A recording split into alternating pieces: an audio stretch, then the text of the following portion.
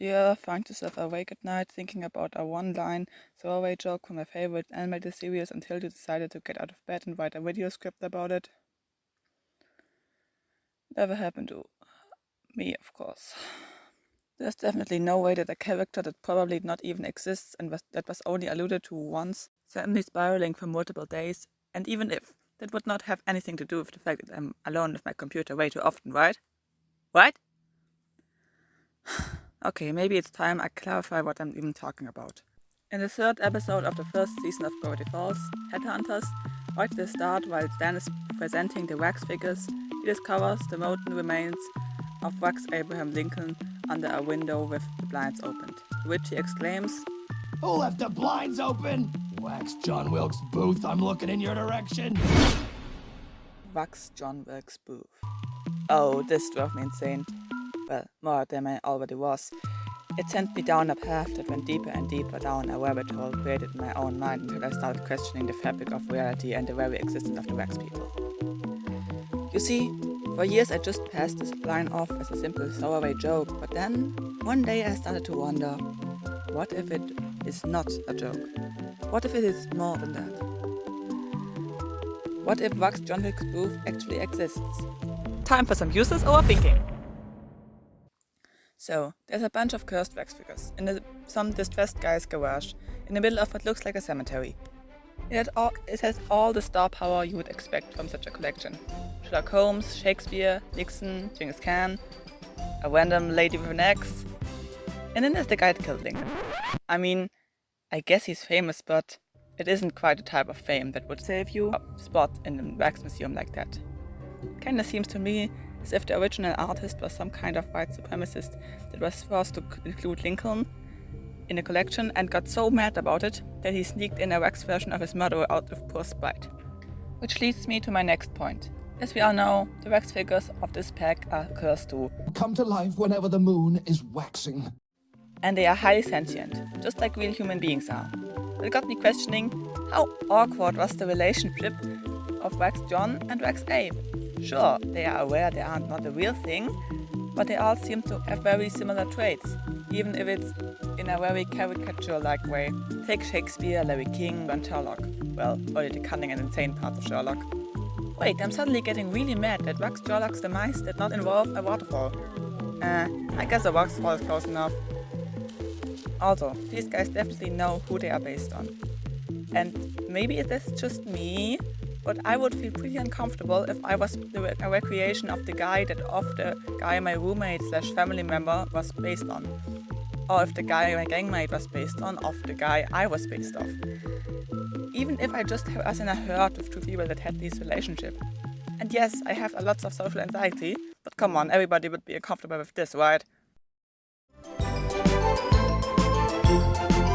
Hey, Robin, where's the shaving foam? I want to play a prank on Stan while he's sleeping. Oh, I think Abe has it. This bed does not stay standing by itself. Yes, it is. We're made of wax. Oh, please.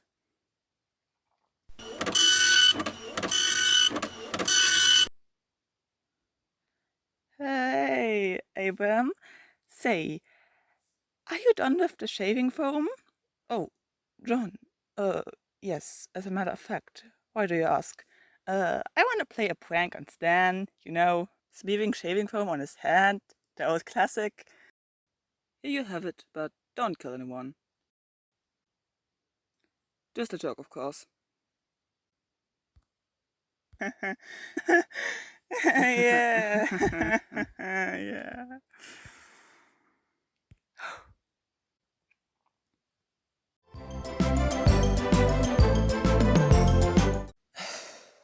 And then, 2 days in, right when I thought my mind was slowly moving on, it happened.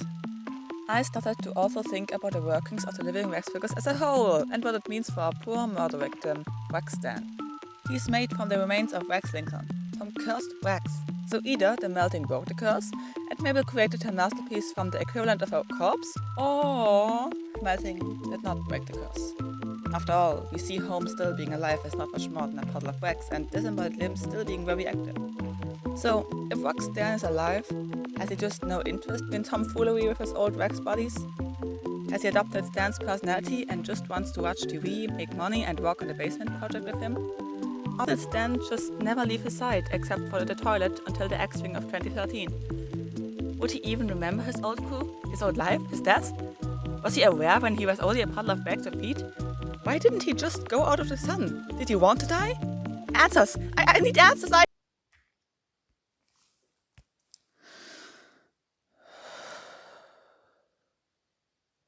Okay, let's calm down a bit and get back to a more down-to-earth question. Where is Wax John Wilkes Booth now? He's never seen during the episode or later in the show, which either means that Stan just made a stupid joke, Wax John Wilkes Booth never actually existed, and this whole day long of thinking was absolutely pointless. Oh, Wax John Wilkes Booth is a master of comfort flight and immediately dipped as he got a chance to. And no, I'm not crazy. No, in fact, he is it. You can see a shadowy wax figure in Sherlock's flashback. That must be him. I'm not crazy, no. And all the time we thought Larry's head was the last of the murder of living wax figures. But no, the most cunning is still out there. More insidious than Holmes, more sneaky than Larry, and more murderous than a lady with an axe. Ready to bring his own kind, his own strength to a slow liquid death. Oh, beware humanity, for even Bill shakes in fear of Wax John Wilkes Booth.